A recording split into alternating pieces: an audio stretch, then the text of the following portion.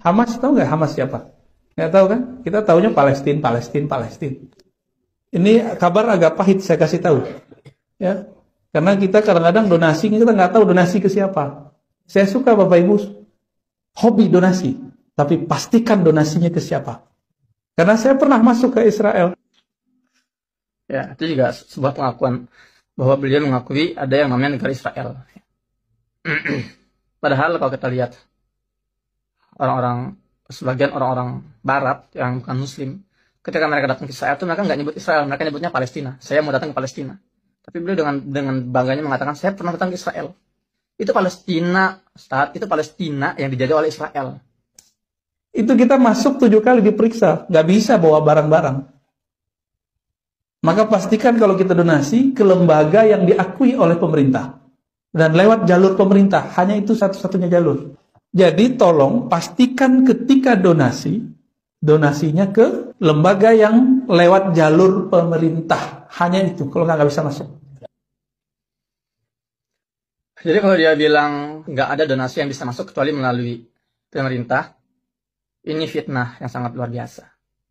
Ini bahaya teman-teman. Jadi dia itu seolah mengatakan bahwa semua lembaga-lembaga kemanusiaan Indonesia yang kirim bantuan ke Palestina itu dusta, bohong, nggak nyampe. Itu nggak ada itu. Jadi yang saya lakukan ini itu uang pribadi saya nih. Saya bagi-bagi ribuan paket sembako misalnya, kemudian ribuan istor menu buka puasa. Saya kirim bantuan medis ke pihak pemerintah. Itu berarti pakai duit saya itu. Itu duit orang Indonesia dan bisa masuk. Jadi Buya Rozi ini, Ustaz Rozi ini, mungkin Allah berapa kali ya, dia masuk sekali mungkin ke wilayah Palestina, di wilayah tepi barat, kemudian menyimpulkan semuanya. Ya iya, kalau ente lewatnya checkpoint Israel, nggak bisa bawa duit sebanyak itu ke Palestina. Makanya sini ke Gaza dong, sini main ke Gaza. Jangan asal merocos itu mulutnya. Gitu. Karena bagi Hamas, siapapun yang berdamai dengan Israel berarti dia anti-Israel. Nah, ini logikanya sudah nggak nyambung. Hamas kemudian sampai hari ini menganggap siapapun Muslim Palestina yang ingin damai dengan Israel itu anti-Israel dan boleh dibunuh. Ya Allah. Ini sebuah fitnah yang sangat keji dan memalukan keluar dari mulut seorang tokoh agama yang banyak didengar suaranya. Mana ada Hamas membolehkan membunuh sesama Muslim hanya karena berbeda pandangan politik. Ya, ini keterlaluan. Saya sudah buat konten sebelumnya tentang Hamas dan Fatah. Saya hidup di Gaza ini nggak sehari dua hari. 12 tahun saya di Gaza. Teman-teman saya itu ada anak-anak muda yang simpatisan terhadap Hamas, simpatisan Hamas gitu ya. Teman-teman saya juga ada simpatisan Fatah. Teman-teman saya ada simpatisan Jabhah Sya'biyah, Jihad Islami. Dan kita semua nggak ada itu kata-kata yang mengatakan Hamas memperbolehkan membunuh Muslim yang beda dengan dia, artinya yang mau berdamai dengan Israel disebut anti-Israel dan boleh dibunuh. Antum perhatikan Ustaz, antum itu yang antum tuduh siapa itu? Itu bukan orang sembarangan. Mereka yang mengorbankan darah dan nyawanya untuk mempertahankan negeri Palestina, negeri para nabi. Mereka yang mempertahankan, mereka yang mengorbankan dengan darah dan nyawanya. Masjidil Aqsa itu dipertahankan oleh siapa? Oleh para pejuang Palestina di Gaza. Entah itu Hamas, entah itu Fatah, entah itu Jihad Islami. Dan kita kalau ngomong ini ngeri banget, hati-hati.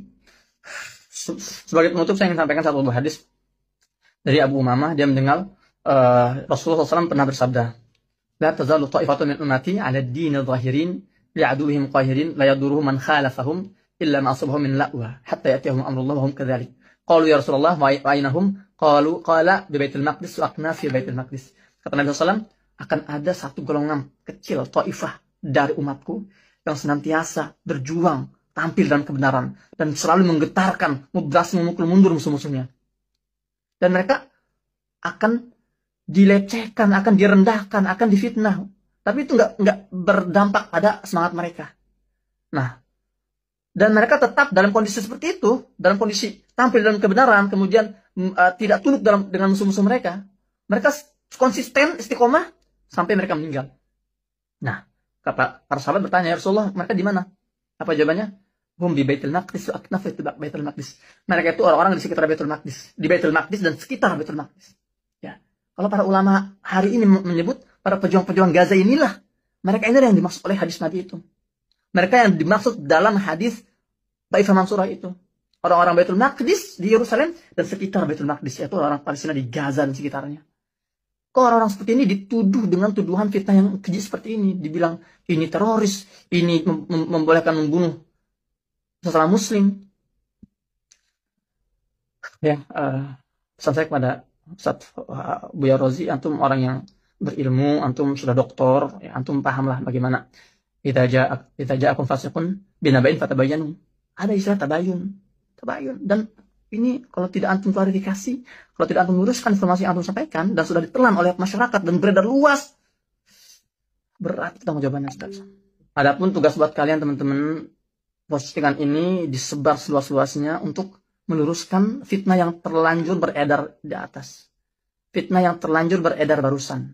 Tolong diluas. Antum punya kewajiban yang sama dengan yang saya miliki, yaitu untuk menyampaikan informasi yang sesuai agar fitnah berhenti, agar fitnah ini tidak terus meluas. Demikian, semoga bermanfaat. Saya Muhammad Hussein. Assalamualaikum warahmatullahi wabarakatuh.